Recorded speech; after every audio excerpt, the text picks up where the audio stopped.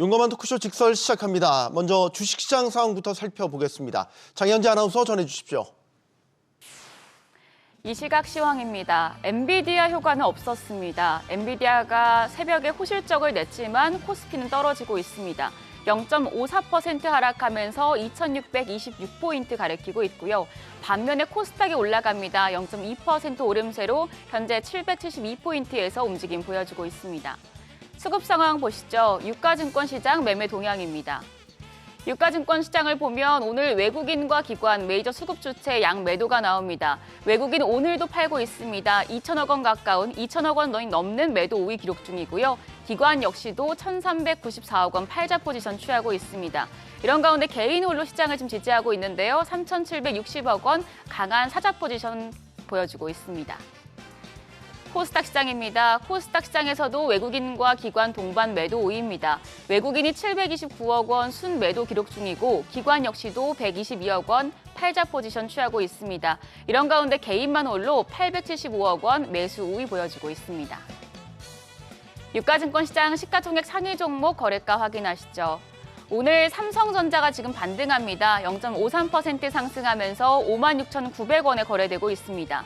반면에 엔비디아의 대표적인 수혜주인 SK하이닉스는 1% 넘는 내림세입니다. 20만 500원에 거래됩니다. 한편 LG에너지솔루션이 1%대 약세, 삼성바이오로직스도 0.86% 하락합니다. 더불어서 현대차까지도 2% 가까운 약세로 거래가는 20만 1,000원으로 집계되고 있습니다. 6위부터 10위도 함께 보시죠. 셀트리온 어제 급등했었는데 오늘은 3.3% 반락합니다. 거래가는 18만 3,000원입니다. 삼성전자 우선주가 0.75% 소폭 상승하는 가운데 기아 역시도 0.53% 올라갑니다. 오늘 EV데이가 개최되는데요. 현재 기대감에 거래가 94,600원을 나타내고 있습니다. 한편 네이버가 3%대 약세로 22만 4,500원, KB금융도 1%대 내림세입니다. 거래가는 8만 500원으로 집계됩니다. 코스닥 시가총액 상위 종목도 체크하시죠. 오늘은 제약 바이오 대표주들이 선전하고 있습니다. 알테오젠이 0.13% 상승하면서 39만 4천 원에 거래되고 있고요. 에코프로 형제 어제 좀 상승세 보여줬었는데 오늘은 다시 떨어집니다. 에코프로 BM이 2.16% 하락하면서 13만 5,600원, 에코프로가 1% 내림세입니다. 한편 시가총액 3위 HLB 현재 급등하고 있는데요. HLB는 세계 최대 권위의 암학회인 유럽 종양학회에서 발간한 가이드라인에 이 HLB의 간암신약이 1차 치료제로 등재됐다는 소식에 현재 12% 가까운 시세 보여주고 있습니다. 거래가 94,500원입니다. 레인보 로보틱스도 0.39% 오름세로 38만 8천 원에 거래되고 있습니다. 6위부터 10위도 함께 보시죠. 삼천당 제약이 0.58% 조정을 받는 가운데 리가캠 바이오는 0.18% 소폭의 오름세 보여줍니다. 거래가 11만 3,900원입니다. 휴젤이 1.39% 강세로 32만 8천 원에 거래되고 있습니다. 클래시스 어제 보합으로 거래를 마쳤는데요. 오늘은 3.79% 상승 중입니다. 거래가 6만 100원. 리노공업도 1.37% 상승하면서 22만 2천 원에 거래되고 있습니다. 시장 특징적인 부분 체크하시죠. 우선 반도체 장비 쪽 좋습니다. 이 엔비디아 호실적에 힘입어서 반도체 섹터 좋은 흐름 보여주고 있지만 장 초반 대비해서는 상승 탄력이 약간 둔화된 상황입니다.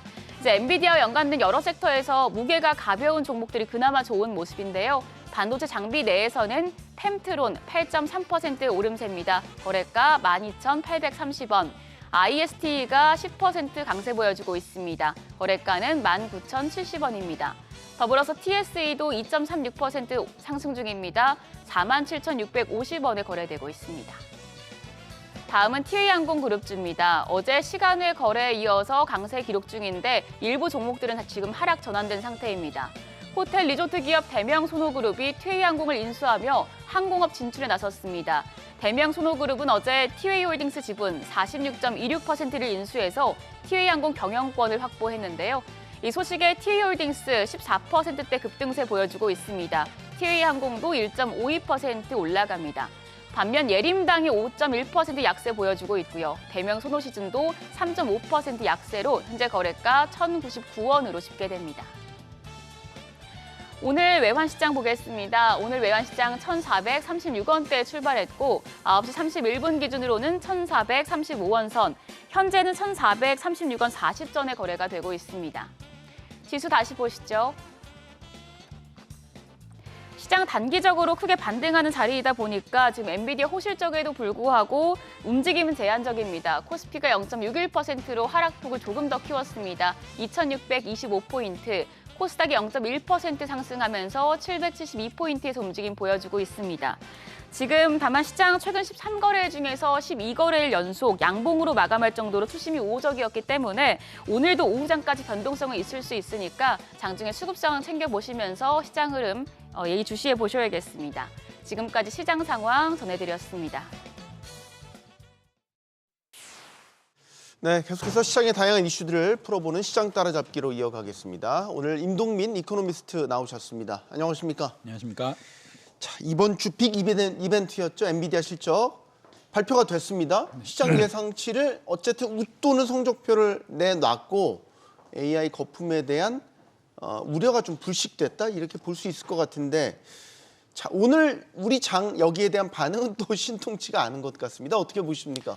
일단 엔비디아는 뭐 거대 기업의 폭발적인 성장세를 또 다시 한번 재확인시켜줬고요. 그러니까 시가총액 전 세계 2위 업체가 전년 동기 대비 80% 성장하는 매출이 뭐 이런 급성장세를 보여줬습니다. 그래서 작년 4분기 매출액이 393.3억 달러, 그리고 뭐 주당 순이익도 0.89달러, 다 시장 예상치를 상회했고요. 전기 대비 12%, 전년 동기 대비 뭐 80%가량 성장하는 모습을 보여줬습니다. 그리고 올해 1분기의 매출 가이던스도 430억 불로 좋게 발표를 했는데, 네. 뭐 이것은 역시 뭐 신규 인공지능 반도체 블랙웰 주문이 호조가 되고 있다. 그래서 인공지능에 대한 데이터 센터 수요가 호조가 되고 있고, 역시 뭐 그 엔비디아의 어떤 출중한 어닝 파워에 대한 기대감이 계속 지속이 되고 있습니다. 네. 자, 엔비디아 실적이 왜 중요하냐면 그동안 증시의 전반적인 상승세를 이끌어던 모멘텀이 AI였고 그 정점에 엔비디아가 있었기 때문에 엔비디아가 이제 정점 찍고 내려올 것 같다라는 걱정을 계속해서 투자자들이 하고 있었죠. 근데 이번에 엔비디아 실적을 보면 아직 걱정할 때 아니야. 나 아직 건재해. 이런 걸 보여준 것 같단 말이죠. 투자자들의 반응은 어떻다고 보십니까? 그러니까 투자자들은 지금 작년 11월에 엔비디아 그 주가가 고점을 치고 그다음에 좀 조정을 보였었는데, 뭐 그 신규 인공지능 반도체에 대한 어떤 뭐 그 오더 감소 내지는 어떤 그 품질 불량 뭐 이런 것들의 우려가 있었는데, 뭐 이런 것들을 이제 불식시키는 어떤 그런 실적을 보여줬고, 네. 지금 주가도 다시 한번 이제 정고점을 향해 가고 있거든요. 그래서 지금 이제 투자자들은 역시 그 미국의 인공지능에 대한 패러다임 시프트가 지속이 되고 있고, 네. 여기에 엔비디아의 선두주자가 있다라는 부분들에 대해서 뭐 긍정적인 평가를 보였다라고 볼 수 있겠습니다. 네. 이제 이 엔비디아 실적이 나왔으니까 앞으로 미국 매그니피션트 7을 비롯해서 엔비디아의 후속 주자들, 뭐 팔란티어라든지 브로드컴이라든지 이런 것들에 대한 투자 심리도 이제 좀 재정립된다고 할까요? 이런 시점이 된 것 같습니다. 네, 역시 그 M7 기업들 같은 경우 보면 애플, 엔비디아, 마이크로소프트, 아마존, 메타, 구글, 테슬라 이 업종인데, 이런 업종들 같은 경우에는 역시 그 어닝 파워가 굉장히 출중한 모습들을 보여주고 있습니다. 2023년, 2024년 2년 연속 이제 미국이 그 초강세장을 보였었는데, 이런 기업들이 이제 실적이 미스되는 경우가 단 한 번도 없었거든요, 분기마다. 그래서 네. 이런 부분들을 계속 확인을 하고 있고, 여기 이제 M7 기업들에 대한 자본시장에 대한 긍정적인 평가가 지속이 되면서 결국 이런 기업들이 이제 신규 대거 투자에 나섰었을 때 뭐 좋은 수혜를 받을 수 있는 그런 기업들로 계속 이제 긍정적인 영향이 확대되고 있는 양상으로 볼 수 있을 것 같습니다. 걱정이 그거 아니에요? 주가가 너무 많이 올랐고 이제 성장성도 조금 떨어지는 것 같은데 계속 M7을 내 투자 포트에 담아둬야 돼. 혹은 줄여야 돼. 이런 걱정을 지금 하고 있는 거잖아요. 네. 그러니까 엔비디아 실적이 어느 정도 성장성을 계속해서 확인시켜 줬으니까 계속 M7에 대한 긍정적인 시각을 유지해도 괜찮다. 라는 걸로 일단은 단순하게 보면 그렇게 갈 수 있냐라는 거죠. 그렇죠. 그래서 이제 실적이 전기 대비 감소됐었을 때 이제 투자자들은 그 주가에 대한 상승한 레벨을 더 부담을 느끼게 되면서 팔게 되거든요. 그런데 지금 같은 경우처럼 이제 탑라인이나 바텀라인이 계속 분기별로 좋아지는 모습들을 그럼 보여주는 상황이기 때문에 이것에 대한 어떤 그 연속성이 있다고 생각했었을 때 네. 이제 주가를 팔 이유는 없게 되겠죠. 다만 이제 제가 트림어프 전략이라는 것들을 좀 소개해드릴 텐데 네. 지금 M7 기업들이 워낙 주가 많이 올라와 있는 상태이기 때문에 지금 예단하기는 쉽지 않지만 결국은 네. 실적이 기대치를 미스할 경우에 주가가 더 급락을 할 수 있거든요. 워낙 많이 올라왔기 때문에. 그래서 이랬었을 때 좀 필요한 전략은 트림어프 전략, 이렇게 깎는다는 얘기입니다. 그래서 이제 포지션을 유지하되 수익이 많이 났었을 때는 일정 부분을 좀 차익 실현을 해서 현금 비중을 확보하거나 아니면은 좀 소외된 저평가주를 조금 다시 한번 사보거나 뭐 이런 전략도 좋을 것 같습니다. 네. M7에 속한다고 볼 수 있는 테슬라는 조금 얘기가 다르죠. 테슬라는 주가가 요즘에 뭐 거의 급락 수준으로 많이 빠졌어요. 고점 대비해서도 말이죠. 일단 실적도 안 나왔지만 일론 머스크 개인의 어떤 오너 리스크도 여기 작용을 하고 있는 것 같고 테슬라 주가 더 빠질 것으로 보시는지? 네, 그 테슬라 주가 같은 경우에는 작년에 이제 그 트럼프 트레이드에 가장 좀 긍정적인 반응을 보인 주식이 테슬라였잖아요. 네. 그러니까 트럼프 대통령이 당선이 되고 또 일론 머스크가 도지의 수장으로 임명이 되게 되면서 굉장히 각광을 받았었던 이제 주식이 테슬라였었습니다. 그런 부분들이 이제 제거가 되면서 이제 주가가 좀 하락을 하고 있는 양상이고 또 이제 M7 기업들 중에서는 이제 지금 상황에서 봤었을 때는 가장 부담이 큰 기업이죠. 뭐 관세 정책이라든지 그다음에 전기차에 대한 경쟁 강도 뭐 이런 것들이 강화가 되고 있기 때문에 M7 기업들 중에서는 지금 경제적 해자가 가장 열이이고 PER도 지금 143배로 가장 높습니다. 그래서 뭐 이렇게 그 실적이나 이런 것들, 그다음에 뭐 전기차 판매라든지, 그다음에 뭐 기술 개발의 어떤 그 속도가 뭐 지연된다라든지 이런 것들이 되게 됐었을 때 이제 주가가 그 매물이 나오면서 주가가 하락될 어떤 그런 여지가 있게 되겠죠. 그래서 M7 기업들 중에서는 가장 이제 변동성이 크고 주가 조정 여지가 큰 기업이다라고 볼 수 있겠습니다. 여기에다가 이제 일론 머스크의 개인적 비호감이 확산되고 있는 것도 그렇습니다. 네. 어떻게 보면 투자의 센티멘탈한 측면에서 영향을 주는 것 같아요. 뭐 최근 논란이 됐던 뭐 히틀러식 인사, 그 나치식 인사라든지 아니면 정부 개입과 관련해서 뭐 무자비한 어떤 감축안 같은 것들을 내놓으면서 반감 같은 걸 일으킨다라고 할까요? 유럽 내에서도 그런 심리들이 많이 작용을 하고 있는 것 같더라고요. 그렇죠. 뭐 그러니까 그 테슬라의 어떤 펀더멘탈이나 아니면은 기술 개발이나 이런 부분들에 대해서 이제 트윗을 할 때는 이제 긍정적인 반응을 보이다가 그 이외의 이슈들에 대해서 이제 과한 액션들이 확인이 됐었을 때 투자자들이 당연히 이제 테슬라에 대해서 걱정을 하는 부분들이 반영이 되게 될 것 같습니다. 네. 자, 그리고 잊을만 하면 트럼프 대통령이 또 관세 이야기를 꺼내 듭니다. 유럽에 대해서도 25% 관세 부과하겠다라는 이야기를 꺼냈어요. 지금 이게 협상용 카드라는 건 우리가 다 알고 있기는 한데 어쨌든 이 계속 위험을 안고선 이 상황들이 이어지고 있다라는 거죠. 네. 결국 멕시코와 캐나다에 대한 관세는 또 미룬다고 하고 그래서 앞뒤로 재고 유리한 방향을 계속 선택하는 것 같기는 한데 유럽에 관세를 부과한다는 소식이 또 전해지게 되면 결국 이건 또 투심에도 영향을 줄 것 같고요. 지금 이제 트럼프 정권의 관세 정책은 2월부터 이제 시작을 해서 2월에 일부 국가들한테 개별적으로 관세 부과에 나서고 4월부터 이제 본격적인 관세를 준비하고 있는 이제 그런 스탠스로 보여집니다. 그래서 이제 4월달에 이제 본격적으로 EU도 그렇고 뭐 중국에 대해서도 시작하게 될 텐데 이런 것들이 나오기 전에 뭐 아주 이제 격화되지는 않는 양상, 이제 개별적인 국가들과의 협상을 계속 지속해 나가고 있는 이제 그런 모습들을 보면서 그래도 이제 트럼프 행정부의 관세 경쟁이 뭐 생각했던 것보다는 격화되지는 않는구나. 뭐 이런 부분들이 조금 안심이 되고 있는 부분이고 특히 이제 중국과 관세 전쟁이 격화되지 않는 점이 가장 다행스러운 점이거든요. 그래서 뭐 유럽에 이어서 이제 중국에 대해서 어떤 행보를 보이냐라는 것들이 이제 중요하게 될 텐데 일단은 이제 트럼프 1기에서 미국과 중국의 관세 협상이 이제 2년 동안 진행이 된 측면이 있었거든요. 네. 그런 부분들을 잘 복귀를 하는 것 같습니다. 그래서 지금 양상은 이제 크게 미국과 중국이 관세 전쟁으로 가지는 않는 양상을 반영하고 있는 것 같습니다. 관세가 결국 지금 미국 내에서도 논쟁거리가 되는 거는 인플레이션을 어쨌든 자극하는 계속 그 불쏘시개 역할을 할 수 있다는 우려가 계속 되고 있잖아요. 네. 이런 부분들이 사실 최근 미국 증시의 조정을 좀 일부 이끈 면도 분명히 있고요. 네. 관세 전쟁이 장기화될 조짐인데 미국 경제에 대한 신뢰 계속할 수 있겠습니까? 그러니까 지금 이제 그 인플레이션과 관세에 이제 문제가 있는데 지금 그래도 그 미국의 경기가 둔화되는 사이클로 접어들고 있거든요.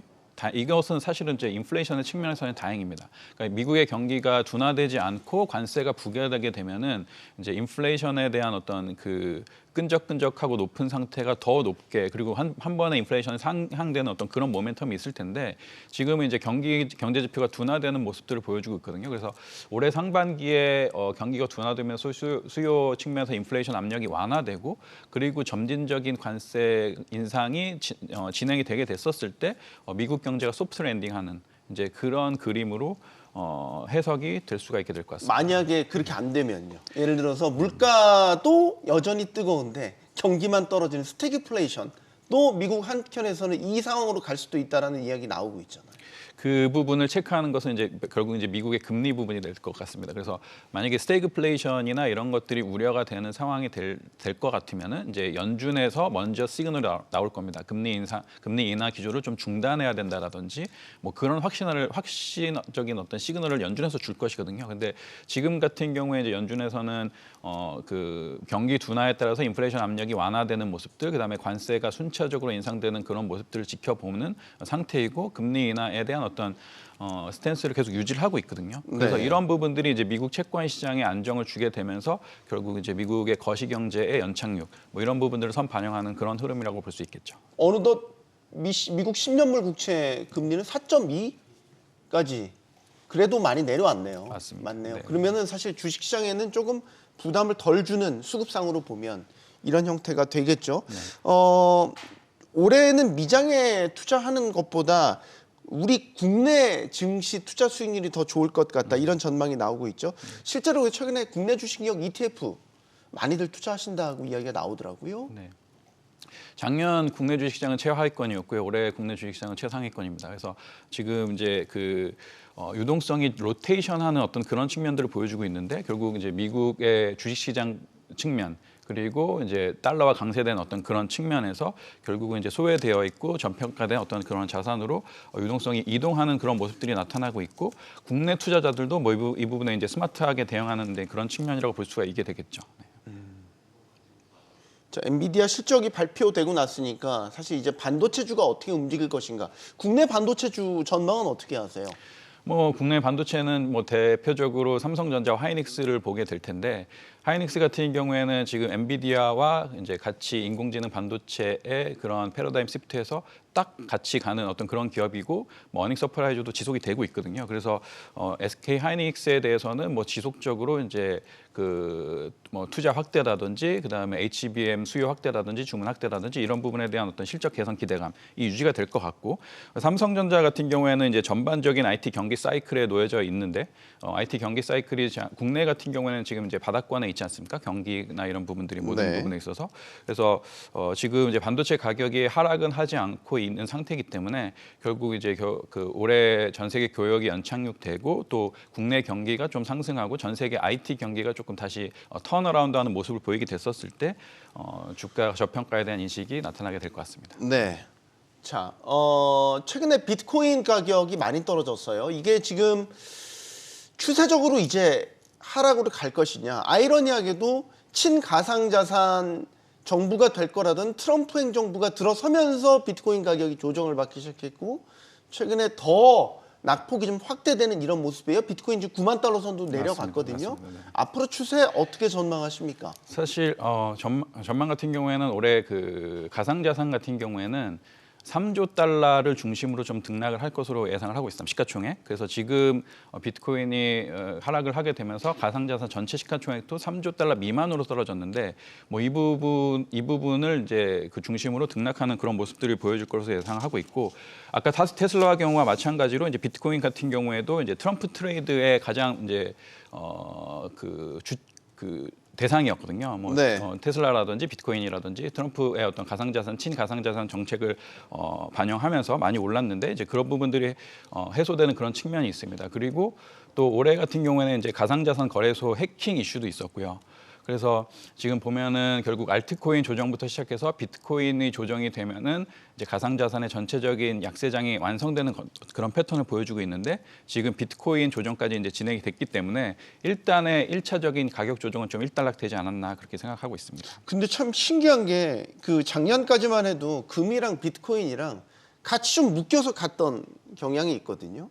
일종의 안전자산처럼 묶이기도 했고 금리가 높은 상황에서도 두 자산 다 가다가 요즘에 이제 반대가 됐잖아요. 그러니까 방향 엇갈리기 시작했잖아요. 네. 금은 계속 뜨거운데 비트코인이 떨어진단 말이죠.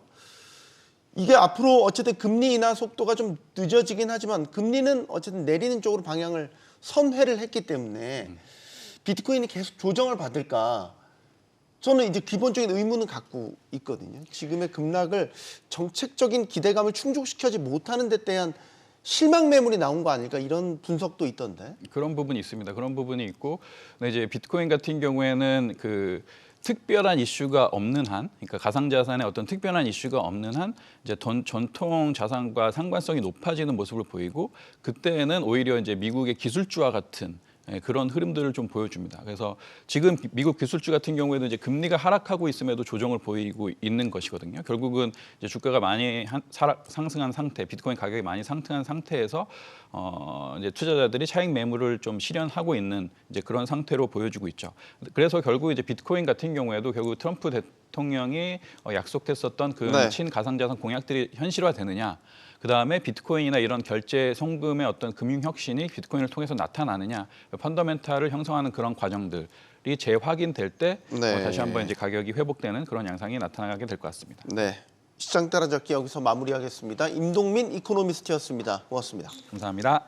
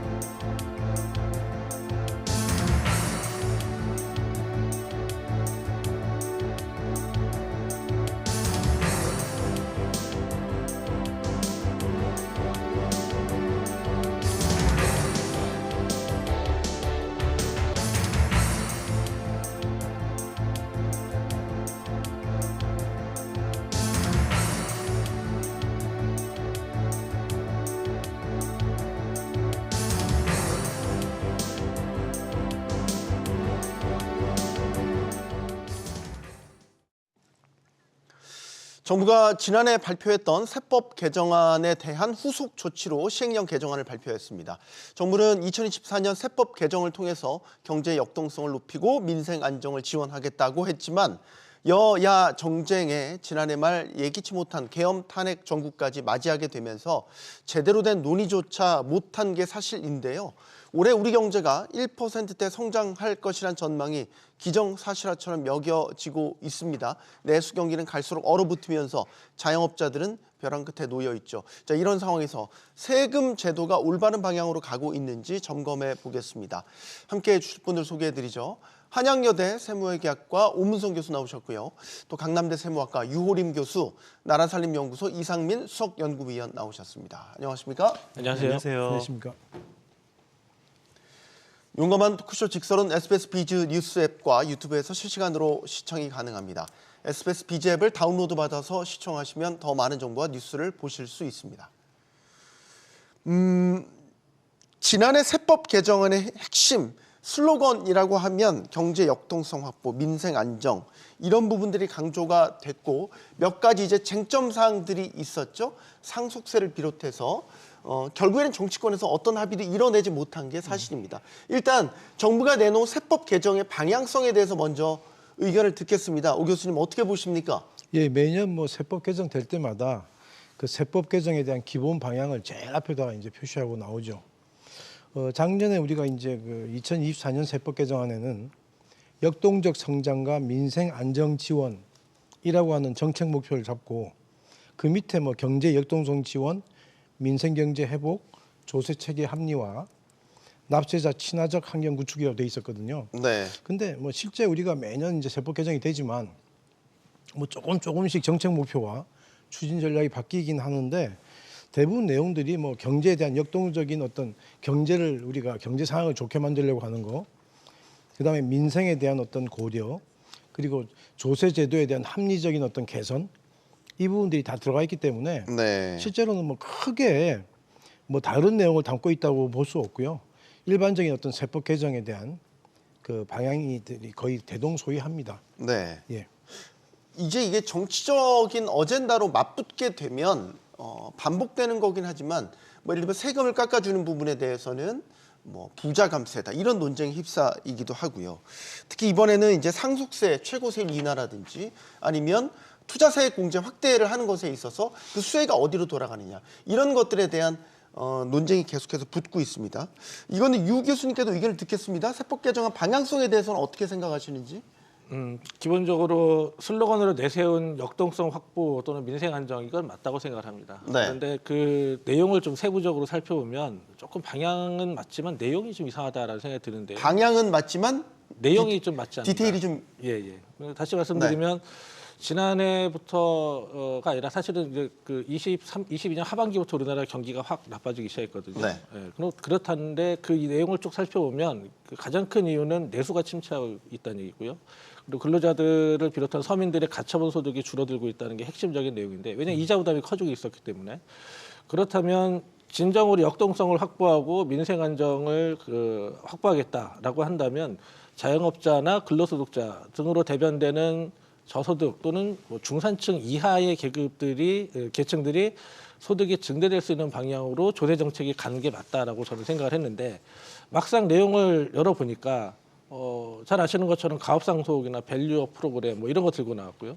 이런 것들은 대부분 다 중산층 이상의 자산가들에게 혜택이 되는 세제 혜택을 중심으로 하고 있고 네. 그렇다는 거는 경제 역동성 확보를 위한다라는 슬로건 하에서 보면 중산층 이하의 저소득자 또는 중소득자들을 대상으로 조세 정책이 가야 맞는데 뚜껑을 열어보니 대부분 다 자산가들에 대한 조세 혜택이 집중되어 있더라.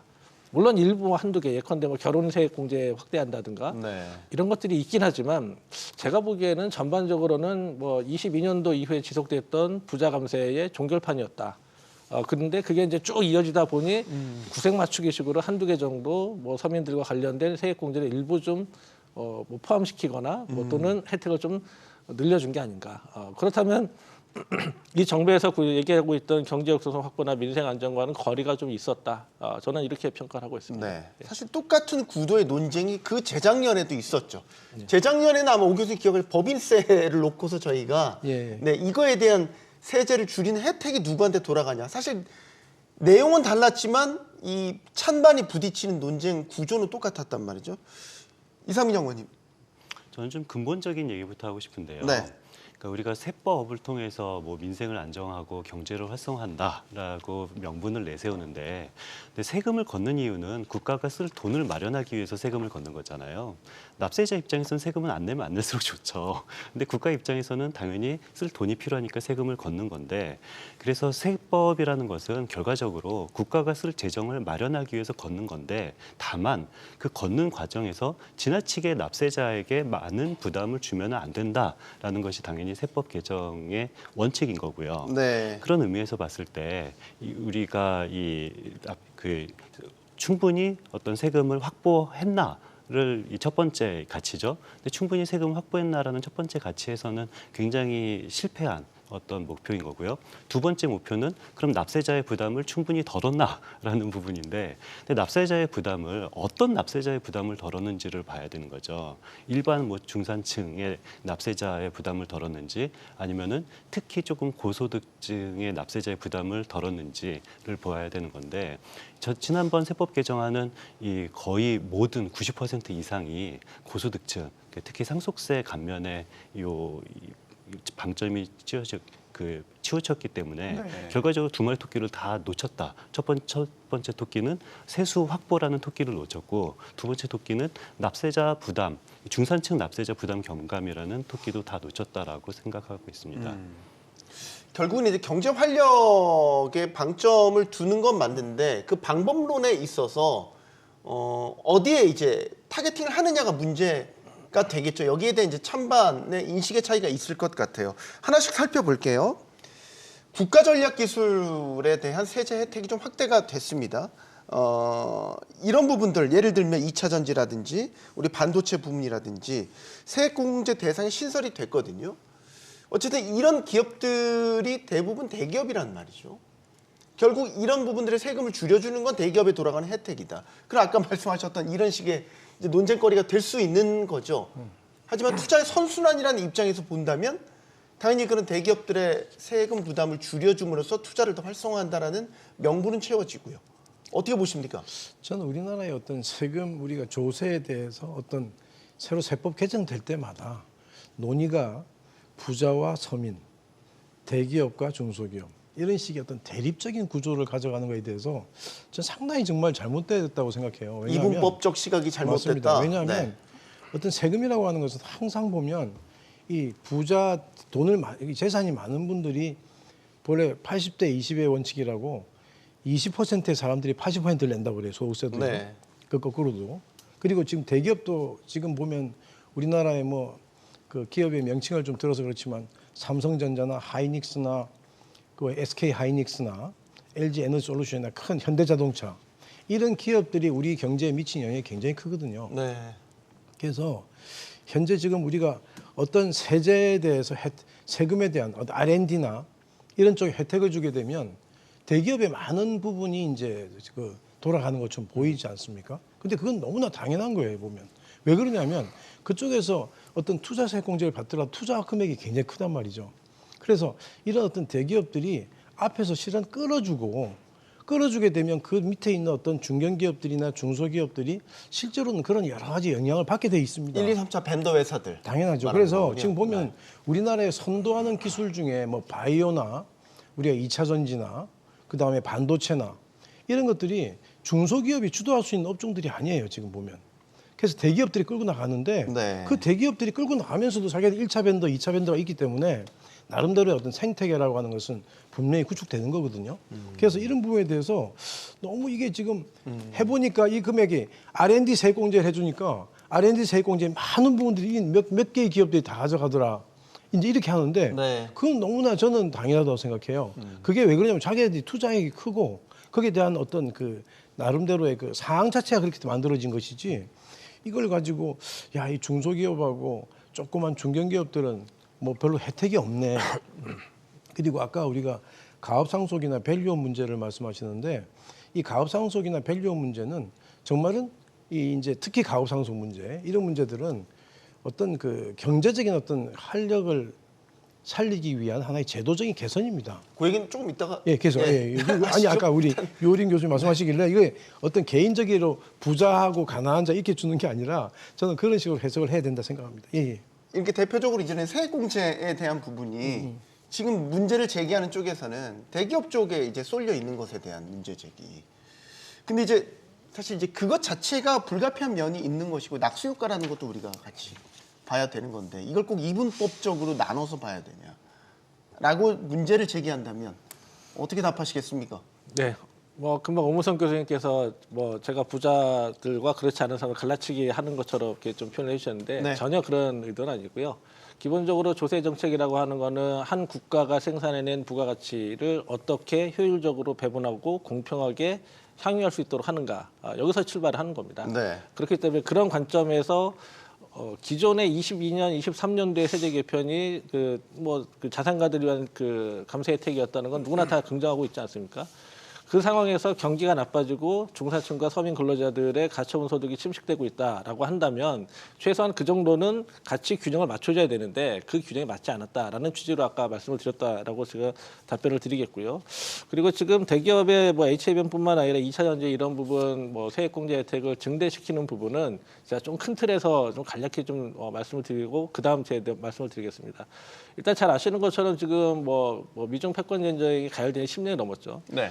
그 과정에서 어떤 그 경제적인 동의가 나타나고 있냐면 글로벌 밸류 체인의 변화뿐만이 아니라 서플라이 체인부터 나아가서는 최근에는 이제 인베스트먼트, 다시 말해 투자까지도 어느 나라에 투자할 것인지를 결정해라라고 하는 그 변화가 나타나고 있는데 이거를 아주 단순하게 짧게 말씀드리면은 과거 미국이 스스로 만들어온 자유무역 체제가 자유무역 체제를 스스로 망가뜨리면서 다시 붕괴시키면서 완전히 이제 보호무역 체제로 전환되고 있다. 그 말은 자국의 이익을 위해서 뭐든지 하겠다. 지금 트럼프 대통령이 하고 있는 관세 정책이라든지 뭐 투자 정책을 보면 당연히 답이 나오죠. 근데 이게 단기간 내에 1, 2년 내에 끝날 것이냐.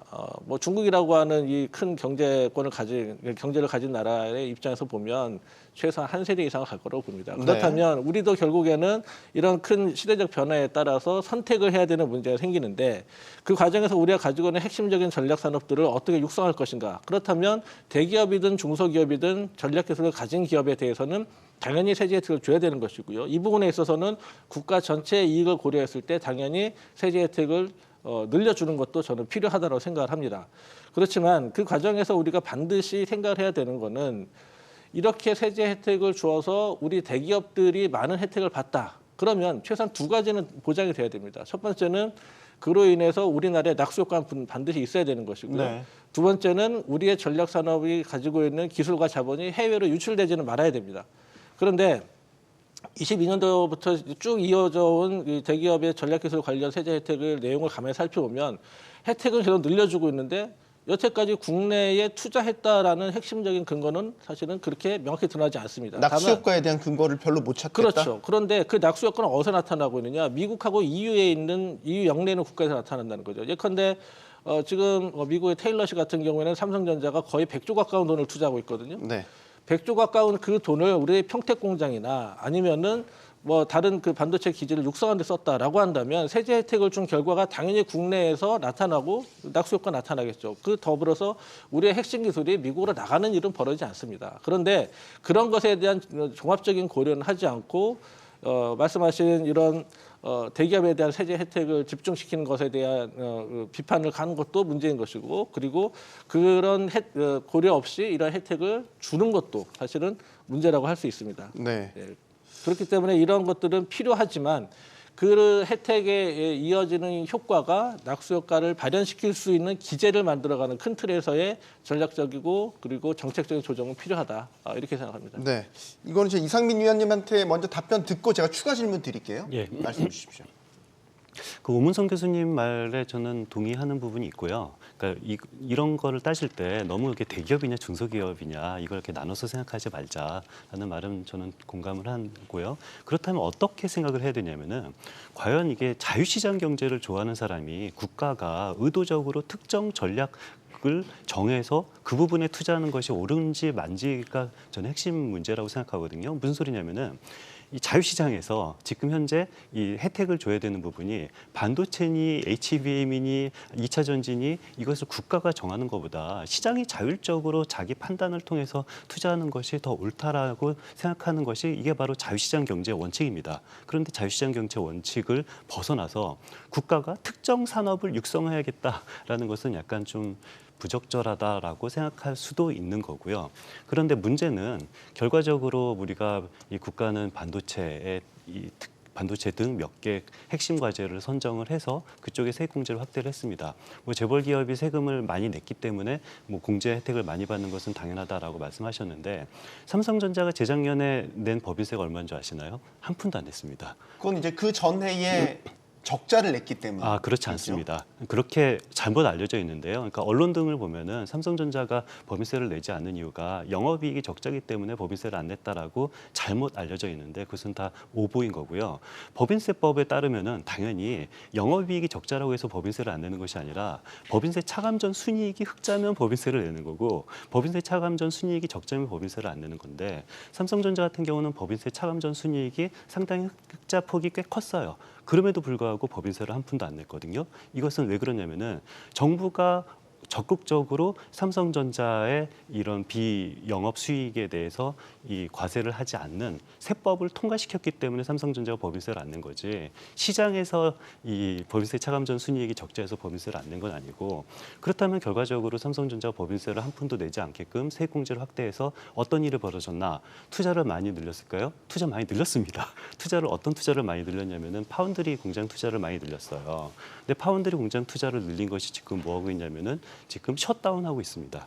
반도체 공장은 다 아시다시피 공기도 들어가면 안 됩니다. 셧다운하면은 공기 다 들어가고 반도체 클린룸이 무너지는데 그 정부가 세액 공제를 해라. 특히 세액 공제를 통해서 이 투자를 해라라고 해서 정부가 억지로 세액 공제를 하니까 삼성전자 억지로 투자를 늘렸고 억지로 투자를 만드는 파운드리 공장이 지금 셧다운을 하고 있는 상태인 걸 보면은 아 이게 정부가 억지로 기업에게 무엇을 하라라고 이 세액 공제를 통해서 한 것이 시장의 비효율성을 오히려 낮지 않을까라는 생각이 듭니다.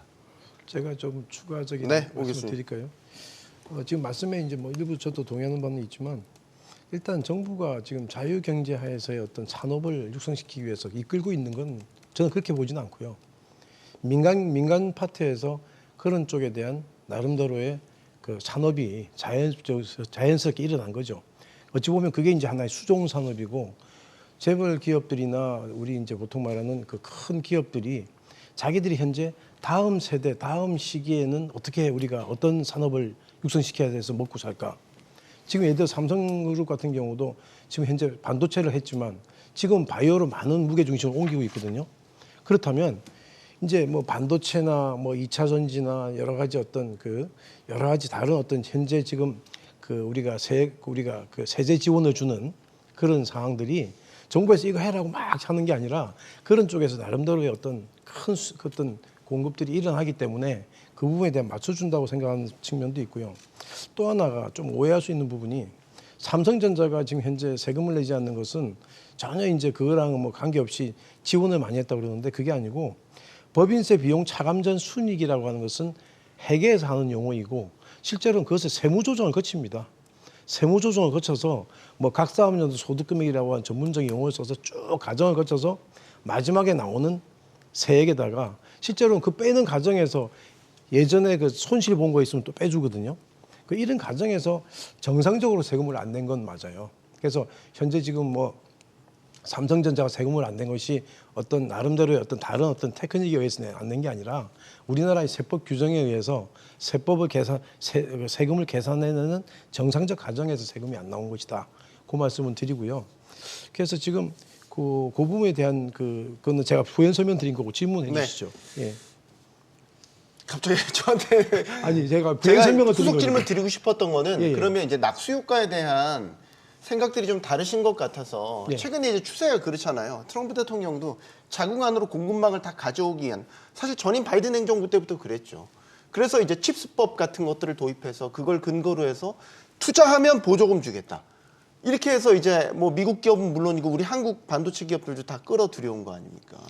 최근에 나왔던 게 민주당에서 지금 국내 생산 촉진 세제라는 걸 별도로 또 신설하려고 해요. 예, 예. 이거는 기존의 투자 세액 공제와는 별도로 맞습니다. 국내에서 생산하면 이만큼 세제 혜택을 주겠다라는 건데 이건 동의하시냐라는 거죠. 이거는 저는 근데 낙수 효과라는 측면에서 보면 저는 낙수 효과나 분수 효과라고 하는 것은 실질적으로 그것이 어떤 정책을 썼다고 해서 반드시 낙수 효과를 우리가 의도해서 어떤 정책을 썼다고 해서 낙수 효과가 일어나는 건 저는 아니라고 봐요. 왜냐하면 기업들이 움직이는 하나의 어떤 그 생태계이기 때문에 자기들이 어떤 정책에 대해서 그 영향을 받아가지고 그것이 이제 다시 말하면 어떤 혜택을 줬다고 해서 투자가 막 이루어질 것이다. 그 투자라고 하는 것은 실은 그 투자에 대한 어떤 결정 변수는 좀 다르거든요.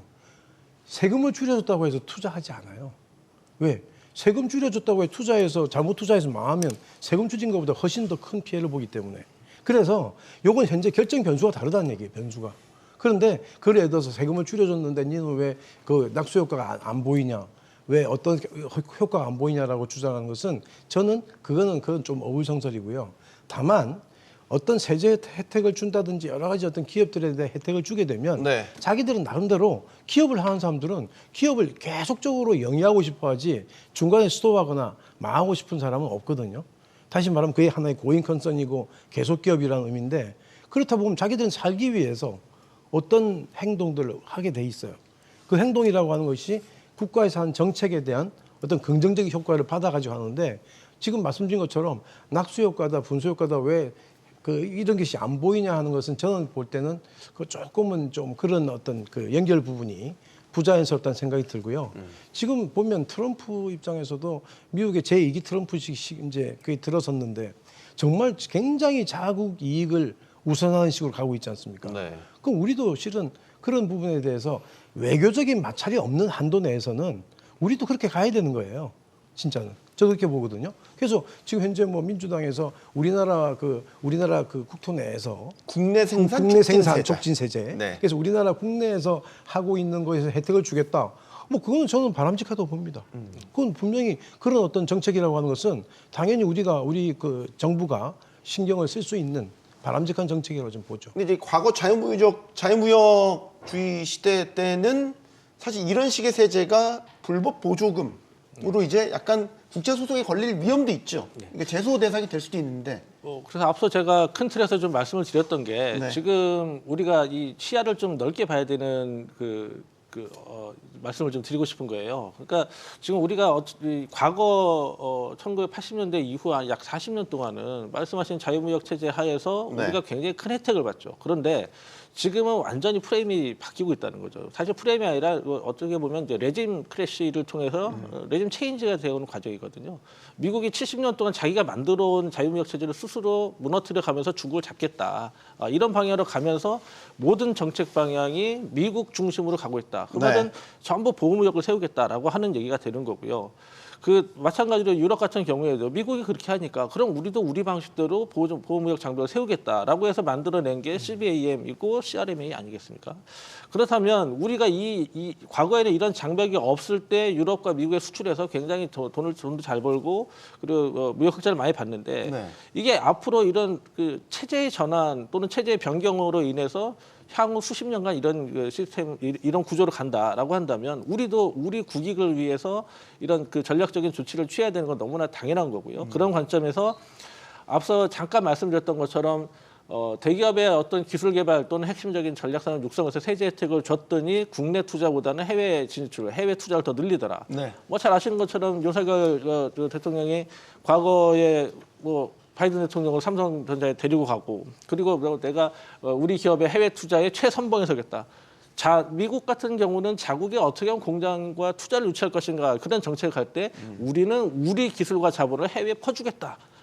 전혀 잘못된 판단을 한 거였죠. 그 당시에. 자, 그런데 어쨌거나 그럼에도 불구하고 세제 혜택을 줘서 그렇게 해외 투자를 활성화해서 일부 향후에 미국에서 돈을 많이 벌겠죠. 그렇다면 그 많이 번 돈이 다시 국내로 들어와서 우리 경제를 선순환시킬 수 있는 구조도 만들어야 되는데 그 당시에 우리나라 세법은 또 뭘 바꿔놨냐면 해외 자회사로부터 받는 배당금에 대해서 네. 95%를 비과세하는 규정을 넣어놨어요.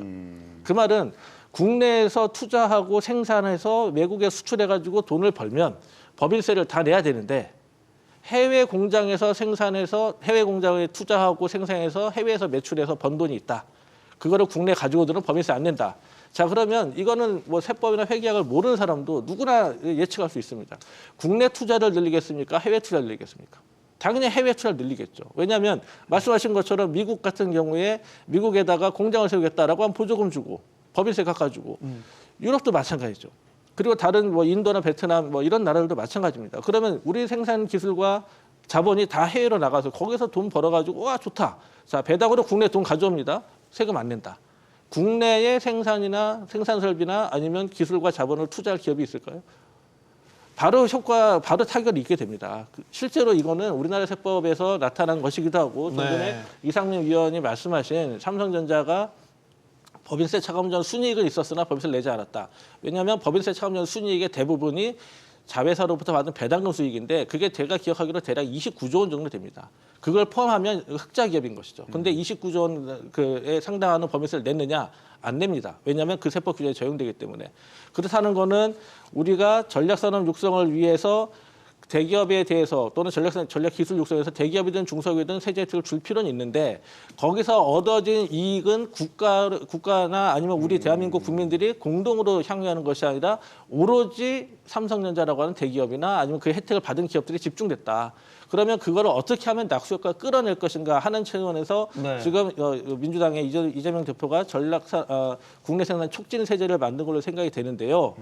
제가 한 가지 여기서 더 말씀드리고 싶은 거는 미국 같은 경우에는 1986년도에 있었던 그 레이건 감세 정책 때 해외 자회사 배당금에 대한 그 비과세 규정이 들어왔고요. 네. 그 이후로부터 미국의 GM, GE는 전부 멕시코나 아니면 중국이나 다른 나라로 생산기를 옮겨버립니다. 왜냐하면 당연히 해외에서 팔아가지고 배당을 가지고 세금 안 내니까요. 네. 그게 40년 지나니까 미국이 어떤 정책을 들고 나왔냐? 2017년부터 의무 송환세라는 걸 만듭니다. 해외 자회사에 있는 배당금을 배당하지 않아도 강제로 배당한 것으로 해서 국내 모회사에서 과세한 걸 만들어요. 그런데 우리는 그걸 거꾸로 한 겁니다, 지금. 그리고 마찬가지로 2009년도에 2009년도에 독일하고 일본에서 해외 자회사 수입 배당을 입금물산이 우리랑 똑같은 걸 만들었는데 네. 그 이후에 미국과 영국에 있는 학자들이 일본, 독일 그리고 EU, 미국을 대상으로 실증 연구를 했어요. 이 세제 혜택을 줬더니 어떤 효과가 나타났나? 세 가지로 압축됩니다. 첫째, 국내 투자 감소한다. 둘째, 대주주의 이익은 증가한다. 셋째, 해외 자회사로의 설비 투자 증가한다. 세금 빼줬더니 하나도 국내에 투자도 안 하고 아무것도 안 하더라. 낙수 효과 전혀 없다는 게 이미 입증이 됐습니다. 그렇기 때문에 지금 현행 그 세법 체계 하에서는 전략산업을 육성하기 위해서 세제 혜택을 주더라도 낙수 효과가 나오지 않으니 낙수 효과가 나올 수 있도록 이런 방향으로 국내 생산 촉진 세제를 하겠다라는 게 첫 번째이고 두 번째는 앞서 말씀드린 글로벌 환경 하에서 우리의 산업을 국내에다가 유치하고 국내에서 더 활성화시키지 않고 해외로 나간다라고 하는 것은 네. 미중 패권 전쟁에 있어서 대한민국의 글로벌 가치가 하락하는 상황이 벌어집니다. 우리가 전략적 가치가 있는 거는 핵심적인 자본과 기술을 가지고 있는 건데 그거를 다 미국으로 뺐다.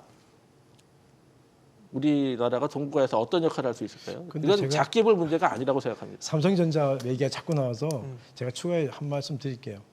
이제 이렇게 토론하다 보면 시청자 입장에서는 삼성전자가 마치 세금을 내야 되는데 무슨 테크닉을 부려서 안 낸 것처럼 이렇게 들릴지 모르는데 실제로 삼성전자가 지금 세금을 못 내고 있는 것은 반도체 경기가 나빠서 못 낸 게 결정적인 이유고요. 네. 아까 지금 우리 요진 교수님 말씀하신 뭐 그런 사항도 당연히 가미가 되지만 그 사항은 실제로는 요번에 지금 처음 있는 상황이 아니고 삼성전자가 현재 매출액이 거의 뭐 많은 부분이 해외에 있잖아요, 다. 네. 해외에 있기 때문에 그런 상황 발생될 수 있지만 하여튼 삼성전자가 요번에 지금 현재 2년째 세금을 거의 못 내고 있는 이유는 경기가 안 좋았다는 거가 아주 결정적인데 네. 그 말씀들은 전혀 안 하세요 보니까 그래서 제가 그 말씀은 좀 해줘야 되겠다. 일단 그래서 전제는 업황이 악화된 그리고 또 거가 하나는 있고. 기업들은 전혀 그 부분에 대해서 자기들이 어떤 그 우리나라의 어떤 정상적인 세법 구조 하에서 세금을 내는 것이지 자기들이 어떻게 할 수가 있는 유도리가 없어요. 그래서 그 부분은 혹시라도 전 시청자가 오해할까 봐 네. 말씀을 드리는 겁니다. 그러면 만약에 해외 자회사를 통해서 얻는 배당 수익에 대한 지금 95%의 공제가 이루어진다면 이거를 만약에 그럼 줄여요. 만약 공제폭을 줄인다거나 구조 자체를 지금 이제 국내 생산 촉진 세제가 도입이 된다면 만약에 가정입니다. 그럼 이제 해외 생산에 대한 세제는 반대로 해야 되겠죠. 이렇게 아예 구도 자체가 바뀌게 된다면 반대로 국내 투자가 촉진될 수 있겠냐라는 거죠. 현실적으로 제가 이 질문을 드리는 거는 반도체나 2차 전지나 사실 다 글로벌을 상대로 우리가 영업을 하고 비즈니스를 하는 거기 때문에 우리는 물론 국내 생산하는 게 좋긴 하겠지만 어쩔 수 없이 해외 지사를 만들고 생산을 해야 되는 불가피함도 있는 것 아니냐라는 질문을 드리는 겁니다. 일단 이거 이상민 의원께 먼저 듣고 그다음에 다시 듣겠습니다. 네. 예, 그 부분에 대해서 일단 뭐 국내 생산을 조금 더 많이 해야 된다. 뭐 많이 하면 좋죠. 그런데 저는 세 가지 측면에서 말하고 싶은데요. 일단 뭐 삼성전자가 뭐 비도덕적으로 법인세를 안 낸 건 당연히 아닌 거고요. 근데 확실한 것은 대한민국 세법이 바뀌어서 삼성전자가 이 그 법인세 차감전 이익이 있음에도 불구하고 세금을 안 내게 한 거죠. 그런데 어떤 세금을 안 내게 한 거냐면은 해외 자회사에서 받는 이익에 대해서 세금을 안 내게끔 법인세법을 바꾼 거예요. 그 특례 조항을 바꾼 건데 그게 언제 바뀐? 그게 한 3년 전에 바뀌었습니다. 자, 근데 제가 이 말을 왜 하냐면은 네. 악셀과 브레이크를 동시에 밟고 있다는 얘기예요. 그러니까 지금 국내에서 생산하면 혜택을 주겠다라고 말을 하고 네. 해외에서 생산해서 국내로 다시 돈을 보내면은 또 혜택을 주겠다라는 건데 그렇다면 이 두 가지가 악셀과 브레이크가 동시에 있는 상황에서 국내에서 생산을 했을 때 세금 혜택을 주겠다라는 게 굉장히 좀 정책적인 모순이 있는 거고요. 두 번째, 다른 나라 같은 경우도 뭐 R&D 투자 같은 데서 세액 공제를 합니다. 그런데 우리나라와 좀 질적으로 다른 점은 다른 나라 같은 경우는 이 순증분에 대해서 이 감면을 하거든요. 그러니까 올해 뭐 1조를 투자했다가 다음에 2조를 투자하면은 순증된 1조에 대해서 감면을 하는데 2조 빼기 1조, 그렇죠. 1조에 대해서만. 그렇죠. 그래서 계속 1조를 투자한다면은 감면을 거의 못 받아요. 대만도 그렇고 미국도 그렇고. 근데 우리나라 같은 경우는 순증분이 아니라 그냥 총액에 대해서 감면을 하는 거가 이것이 좀 다른 나라 사정과 맞지 않고요. 그리고 국내 투자 늘리면 당연히 좋죠. 근데 늘리는 방법이 예를 들어서 우리나라 데이터 센터가 필요해요. 데이터 센터 당연히 많이 국내에 있으면 좋죠. 근데 데이터 센터가 안 들어오는 이유가 무엇인 이유 중에 하나가 보면은 아리백이 안 되는 경우가 있거든요. 그러니까 우리나라 정부가 해야 될 일은 아리백을 좀 제대로 잘 할 수 있게끔 이런 여러 가지 뭐 신재생 에너지를 만들고 그래서 데이터 센터가 들어와서 국내 산업이 활성화되게 한다. 이런 것은 굉장히 좋은데 그런데 다른 나라에서 하고 있지 않는 R&D 투자 금액 전액에 대해서 공제를 하고 해외 투자를 해서 배당하는 것에 대해서 공제를 해서 엑셀과 브레이크를 동시에 밟으면서 국내 투자를 늘린다라는 거가 조금 네. 어색한 부분이 있죠. 알겠습니다. 자, 유 교수님. 네, 질문하신 거 답변 드리면 이렇습니다. 그러니까 앞서 제가 미국 사례 잠깐 말씀드렸는데 해외 자회사에서 받는 배당금을 비과세, 국내에서 비과세하겠다. 간단히 말씀드린 이건데 이거를 하면서 저 이상민 의원 아주 정확하게 지적하셨는데 하면서 국내 생산 촉진 세제 하겠다. 정책에 상충하는 겁니다. 그렇기 때문에 만약에 국내 생산 촉진 세제를 앞으로 활성화하겠다. 네. 라고 한다면 첫 번째로 사실 손을 봐야 되는 부분은 해외 자회사 배당금에 대해서 어떻게 할 거냐. 이거를 지금처럼 계속 비과세하면 국내에서 법인세 내는 것보다 해외에서 그 매출하는 게 훨씬 더 유리하니까 당연히 해외에서 투자를 늘리지 않겠습니까? 그래서 이거를 그러면 미국 같은 경우는 어떻게 했느냐. 금방 말씀드렸던 의무성환세 같은 경우는 이례적으로 한번 써먹었던 거고요. 네. 기한을 주고 그 기한 이내에 해외에 있는 배당금을 모조리 국내로 가지고 들어와라. 국내로 배당을 해라. 만약에 그에 대해서 그걸 하지 않으면 간주 과세, 다시 말하면 배당을 안 했지만 한 걸로 해서 과세하겠다. 이때는 고세율로 과세하겠다. 네. 그러나 의무성환세, 다시 말하면 일정 기간 내에 배당을 가지고 오면 그 부분은 저세율로 조세 혜택을 주겠다. 이게 1단계였고요. 그래도 미국의 경우에는 그래도 해외 자회사에서 배당금이 잘 안 들어옵니다. 미국 국내를 배당을 하느니 차라리 내가 지금 말씀하신 해외 자회사에 있는 그 기지에서 설비 투자를 더 늘리겠다. 그럼 자회사의 배당이익이 줄어드니까 미국으로 배당할 돈도 없어지는 거 아니겠습니까? 그래서 그 다음 단계로 만든 게 간주 무형자산 소득 과세라고 하는 겁니다. 해외 자회사에서 늘어난 설비 투자액, 늘어난 유형자산의 일정 비율을 그거는 원래 배당으로 줘야 될 돈인데 니네 배당 안 하고 일부러 설비 투자 늘렸지. 자, 미국에서 배당한 걸로 간주해서 과세할 거야. 이걸 만들어 버립니다. 자, 지금 이거는 이상민 위원이 말씀하신 시장 논리에 전혀 맞지 않는 것이죠. 그리고 오문선 교수님 말씀하신 뭐 이게 대기업들이 뭐 잘하고 못하고를 떠나서 정부가 이렇게 기업에 개입하는 게 맞느냐라고 비판할 수 있는 부분이죠. 네. 제 얘기가 아니라 미국 정부의 바이든 행정부 이후에 지금까지 일관적으로 이어지고 있는 흐름입니다. 그러니까 지금까지 우리가 가져왔던 자유주의 시장에 대한 어떤 확신과 믿음 이런 것들을 미국 스스로가 깨고 있어요. 그 판을 깨고 있는데 우리는 여전히 자유주의적인 시각에서 기업에다가 계속해서 선택권을 줘야 된다. 뭐 정부가 시장에 개입하면 안 된다. 자, 미국은 글로벌 판을 엎어버리고 있단 말이죠. 그렇다면 우리도 미국하고 최소한 보조는 맞춰가거나 아니면 적어도 우리의 경제적 이익, 우리 국가의 이익, 그리고 우리 기업의 이익, 우리 국민의 이익을 지키기 위해서 이 전략산 그 국내 생산 촉진 세제와 같은 것을 만들어 가면서 해외 자회사로의 자본과 기술이 유출되는 것을 어느 정도는 제어할 수 있는 걸 만들어줘야 되는 것이고요. 그렇다면 현실적으로 지금 해외 자회사 배당금에 대해서 95% 비과세하는 거를 어떻게 하면 좋으냐? 해외 자회사로부터 받는 배당금 중에 네. 95%를 무조건 달 것이 아니라 국내의 생산이나 설비 또는 인건비 등등 국내의 경제 활성에 기여한 것들에 한해서 일정 부분 해주자.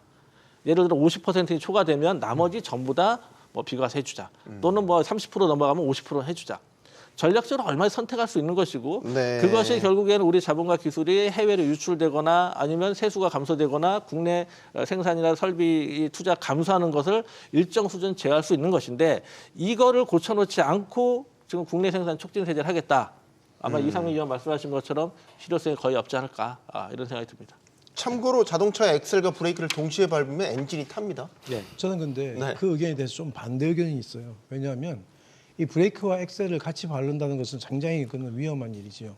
근데 지금 이 사안에 대해서는 브레이크와 엑셀을 같이 바른다고 보면 안 됩니다. 왜 그러냐면 현재 우리나라가 우리 국내에서 생산하는 것에 대해서 아무리 혜택을 줘도 기업의 규모에 따라서 그걸 탈 수 없는 기업들이 많이 있어요. 해외로 나가야 되는 거예요. 여러 가지 상황에 따라서. 왜냐하면 우리가 배터리 그 인건비라든지 그 입지 조건 여러 가지를 보면 우리나라 국토가 되게 좁잖아요. 또 생각보다. 그래서 넓은 데로 나가야 되는 데가 있고 실제로는 작은 기업들은 이게 지금 베트남으로 나갈까 어디로 나갈까 하다가 이런 어떤 세제가 만들어지면 다시 국내에 스테이하는 거예요. 그래서 이런 조건은 제가 볼 때는 이게 브레이크와 엑셀을 같이 밟는 게 아니라 이런 정책 자체가 병존할 수 있는 구조입니다. 조세 정책은. 그래서 저는 왜냐하면 오로와 나싱의 구조로 가는 게 아니에요. 모두 기업에 해외로 다 나간 기업 다 돌아와. 그게 우리나라 국익에 도움이 되겠습니까? 근데 오 교수님, 그렇지 않거든요, 저는. 그렇게 만약 안 봐요. 국내 생산에서 한 것도 세제 혜택을 주고 네. 지금처럼 해외 생산하는 것도 배당금인데 95% 아니 그러니까 그거는 주면 이제 제가 세금을 말씀드렸잖아요. 어디서 제가 말씀드렸잖아요. 기업의 규모에 따라서 적절하게 움직인다고요. 조그만 기업들은 해외에 나가려고 했는데 인건비 때문에 네. 국내에 남아 있으니까 혜택이 있다 그러니까 자기들이 비교 형량 해볼 거 아닙니까? 그렇죠. 거기 다 나가서 따져보겠죠. 예를 들어서 이게 아무리 세제 혜택을 많이 줘도 인건비가 무지하게 쌓이면 그쪽 혜택이 큰 거예요. 그래서 그걸 비교해 볼 것이고 큰 기업들은 이거 혜택을 이런 기업을 줘도 자기들이 나가서 그 어떤 여러 가지 생산에 대한 이피션시나 이런 것들을 고려하면 안 나갈 수가 없는 기업들도 있어요. 당연히. 그러니까 이것들은 예를 들어서 국내에다 혜택을 주면 이건 다 없애고 여기 혜택 주면 국내 다 없애고 이거는 저는 아니라는 겁니다. 그냥 특례를 적용할 수 있잖아요. 특례는 적용할 수 있죠. 예를 들어서 반도체라든지 2차 전지가 좀 국지가 크고 국내에 생산했었을 때 생산 유발 효과가 큰 거는 국내 생산 촉진 세제를 조금 더 확대를 해주면 예. 일종의 국내에 떨어지는 낙수 효과가 더 커진다고 볼 그러니까 수 이제 있는 것이고. 트럼프도 실제로는 법인세를 낮춤으로써 실제로 캐나다에 나갔거나 이런 어떤 기업들을 돌아오라고 계속 손짓을 했잖아요. 그 중에 돌아온 기업도 있고 그렇다고 다 돌아오는 거 아니거든요. 그러니까 기업이라고 하는 것은 여러 가지 의사결정이 굉장히 복잡합니다. 세금이라고 하는 것은 그 의사결정 기준 중에 하나일 뿐이에요. 그런데 그것 때문에 이것 때문에 다 이렇게 움직이고 이것 때문에 다 이렇게 움직이고 하는 것은 네. 아니라는 거를 제가 말씀을 드리는 겁니다. 저희가 이 얘기를 이렇게 오래 할 건 아니었는데 하다 보니까 지금 저희 토론 시간의 절반 이상을 지금 기업 투자세액 공제와 관련된 이야기로 했는데 오늘 사실 저희가 좀 주로 뜨겁겠구나 예상했던 게 상속세 논쟁인데 빨리 나가시죠. 네, 상속세로 가시죠. 지금 상속세가 합의가 안 됐어요. 안 됐죠. 최고세를 낮추자라는 게 정부 여당의 입장인 거고 공제폭을 좀 늘리자라는 거는 이제 민주당 아닌 거고 공제 중에서도 개인 공제를 늘리자라는 게 이제 정부 여당 아닌 거고 일괄 공제를 늘리자는 게 민주당 아닌 거고 이 말만 들으면 되게 복잡하지만 여기에도 또 예를 들어서 부자 감세냐 아니면 중서민층을 위한 감세냐 여기에 대한 논쟁이 또 여기 똑같이 적용됩니다. 이거는 제가 유호림 교수님께 먼저 의견 듣겠습니다. 일단 뭐 민주당의 입장에서 보면 네. 지금까지 어찌 보면 뭐 이 중산층과 서민을 위한 정당이다 그리고 뭐 진보 정당이다 이렇게 이제 평가를 계속 받아왔었는데 네. 아마도 이제 거기서 정치적인 포지션을 좀 넓히고 싶은 어떤 욕구도 좀 있었을 것 같고요. 그리고 지난 정부 지난 대선 때 그 표 차이를 보면 결국에 한 0.7%밖에 차이 안 났거든요. 네. 그런데 제가 대충 맞춰보니까 이 상속세 기본공제 금액을 일정 수준 인상을 하면 아마도 이 혜택을 받는 그 숫자가 물론 이제 뭐 투표자 수하고는 좀 다를 수 있겠습니다만 대략 비슷합니다.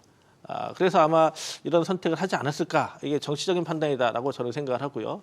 그리고 제가 개인적으로 가지고 있는 제 이론적인 근거에 따르면 사실은 상속세의 경우는 이게 내 재산이냐 아니냐, 그리고 이미 과세된 내가 이 일생을 통해서 세금을 다 내고 벌어들인 모아놓은 재산에 대해서 사망하는 단계에서 또 세금을 내라고 이중과세 아니냐. 네.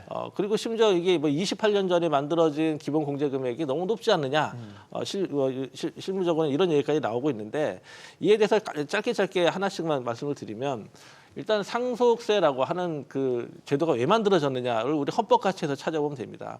우리나라 헌법에 보면 명시되어 있는 것은 국민 경제의 균등한 생활을 기한다. 그리고 이를 위해서 정부는 필요한 경우에 시장에 조정과 개입을 할 수 있다. 네. 이게 헌법 전문과 헌법 규정에 나와 있는 내용입니다.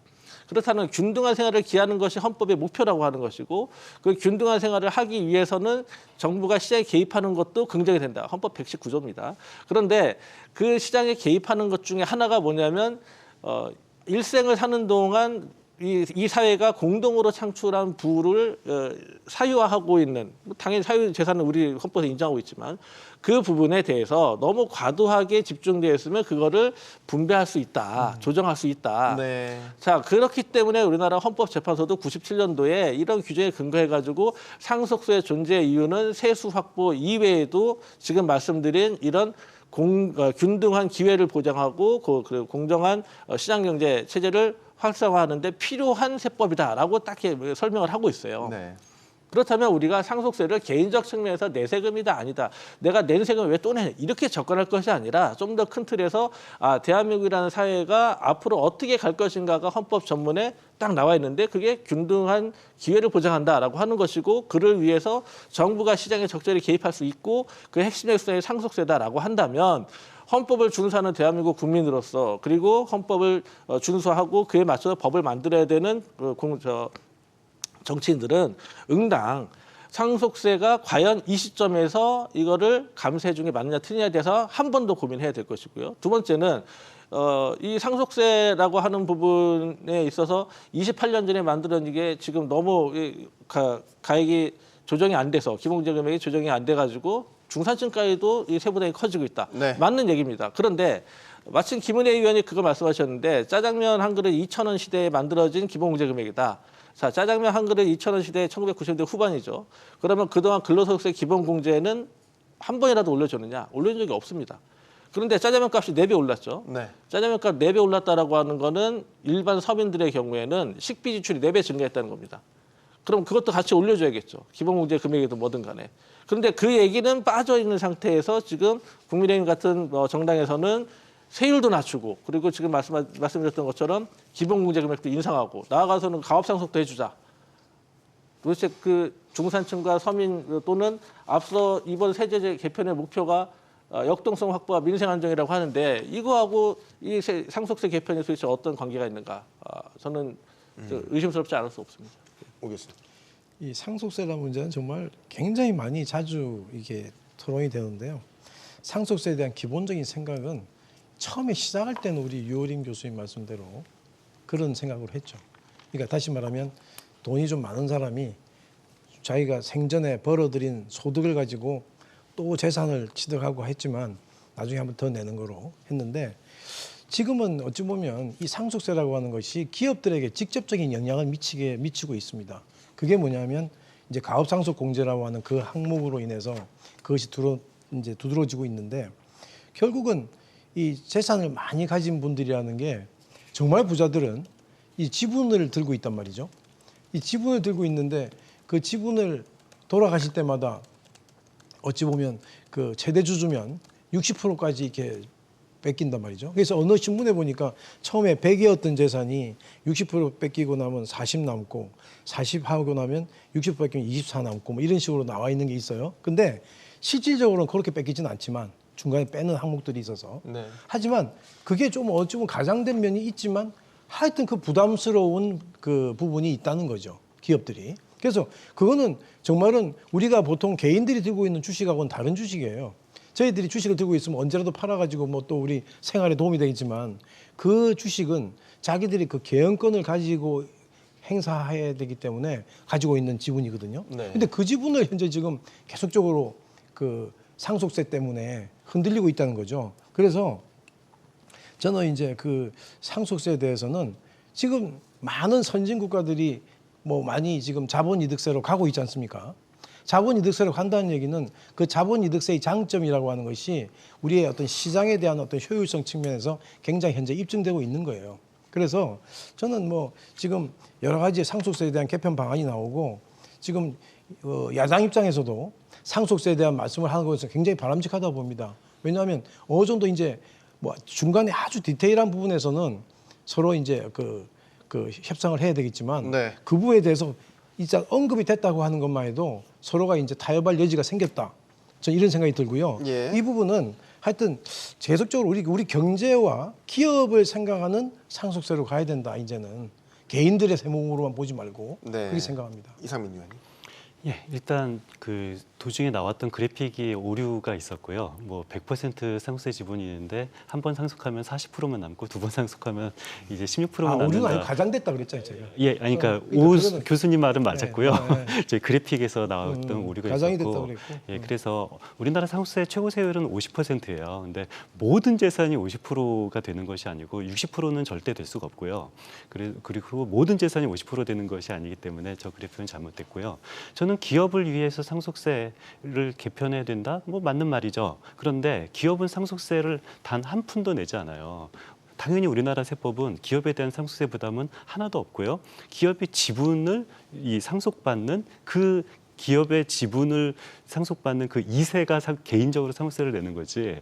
만약에 기업이 상속세를 대납해주면 그건 배임이자 횡령인 거고요. 그런데 기업의 상속세 부담은 당연히 전혀 없는데 이 말은 지금 미국 같은 경우는 뭐 한 10대 기업을 보면은 다 상속을 받은 사람이 물려받은 기업이 아니거든요. 다 창업자 기업이거든요. 근데 우리나라 같은 경우는 2세도 거의 없습니다. 다 3세입니다. 그런데 우리나라 기업을 위해서 반드시 2세, 3세, 4세가 경영을 해야지 기업이 좋을까?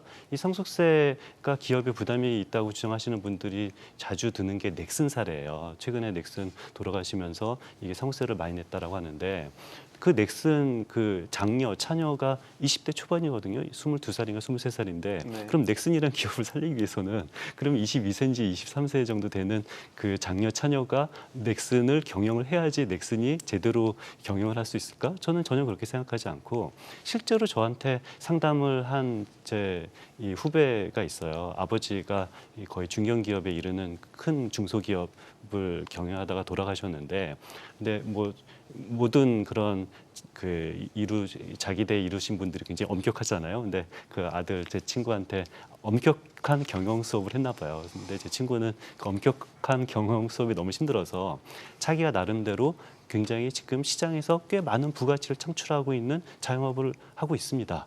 기술이 네. 좋은 기술이 있고 그런데 가업상속 공제 때문에 자기가 가장 못했던 경영을 가장 자기가 제일 잘하는 일을 그만두고 자기가 가장 못했던 경영을 해야 되는데 만약에 그 친구가 경영을 하지 않고 가업상속 공제를 해주지 않는다면은 지금 현재 그 공장의 사정을 제일 잘하는 공장장이 경영을 하고 제 친구는 그 주식만 갖고 자기가 하는 일을 할 수가 있을 텐데 근데 가업상속 공제 때문에 자기가 잘하는 일을 그만두고 자기가 가장 못하는 그 회사 경영을 하게 되는 그런 황당한 일이 벌어졌는데요. 저는 기업을 위해서 이런 상속세는 절대 기업의 부담이 없다라는 말을 하고 싶고요. 네. 우리 셋 다 세법을 당연히 배운 분들인데 세법을 배운 사람들이 제일 싫어하는 게 있습니다. 어떤 세금 때문에 이 자유시장 경제가 왜곡되는 거를 가장 싫어하는 거거든요. 무슨 소리냐면은 사이다와 콜라가 있을 때 사이다만 세금을 많이 부과하면은 이 사람들이 사이다를 안 먹고 콜라를 찾잖아요. 이런 것들이 가장 싫어하는 건데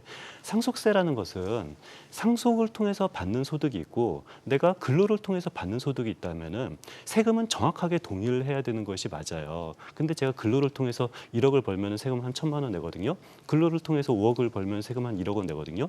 근데 상속을 통해서 상속소득이 1억이면 세금을 한 푼도 안 내고 상속소득이 5억이어도 세금을 한 푼도 내지 않아요. 이런 것들이 굉장히 시장 경제를 왜곡하고 있다. 네. 그래서 소득세율과 상속세율은 정확하게 동일해야 된다고 저는 생각합니다. 알겠습니다. 자, 지금부터는 짧게 답변 네, 짧게 하겠습니다. 부탁드립니다. 저희 시간이 많이 없습니다. 제가 잠깐만 네. 상속세를 기업이 상속세를 내기 때문에 그게 상속세가 기업 그 연관돼 있다는 게 아니라 기업이 상속세를 안 내더라도 대주주가 상속세를 내는 과정에서 지분이 뺏겨가지고 그 현재 지배권이 흔들린다는 얘기를 네. 말씀을 드린 거고요. 두 번째는 이 상속세 아까 20대 주주가 나오는데 실은 이제 소유와 경영은 분리돼 있잖아요. 현대 기업들이. 그러다 보니까 처음에 파운더가 있더라도 자기들이 실제로 기업을 직접 하는 사람도 있지만 안 하는 사람도 있잖아요. 그래서 이 상속세 때문에 결국은 이겁니다. 경영을 잘못해서 기업이 잘못되는 건 도태돼야 돼요. 그런데 상속세를 내다 보니까 흔들리는 건 있어서는 안 된다. 그 말씀을 제가 드리는 거죠. 예. 기업 이 계속성을 유지하기 위해서 사실 이제 물려받는 기업에 대해서 일정 부분 조건을 충족하면 상속세를 공제해주고 깎아주는 게 이 그 기업 상속제잖아요. 예. 취지 자체가 나쁘다고 볼 수는 없는 거잖아요. 기업의 영속성을 유지하기 위해서. 네. 근데 이제 네. 이거를 이제 예를 들어서 대물림이라는 이제 프레임을 씌우게 되면 이것도 얘기가 달라지니 그때부터 논쟁거리가 되기 시작하는 거죠. 그러니까 두 가지로 답변을 드리겠습니다. 네. 일단 가업상속이라고 하는 건 취지 자체는 굉장히 좋은 겁니다. 선대로부터 물려지고 있는 뭐 노하우나 아니면 제조 기법 이런 것들을 물려받고 그를 통해서 정말 100년 가업을 육성하겠다. 네. 그러니 그런 기술과 노하우의 전수를 위해서는 상속세 부담을 덜어주시 맞다. 근데 이거 여기서 기억하셔야 되는 게 뭐냐면 이게 처음 들어왔을 때 기본공제 상속 공제가 얼마 있는지 아십니까? 1억 원이었습니다. 1997년도에 1억 원으로 입법이 됐는데요. 네. 지금 작년까지는 600억 공제되고요. 그리고 이번에 나온 그 원래 작년에 세법 개정에서는 1,200억까지 올려놨습니다.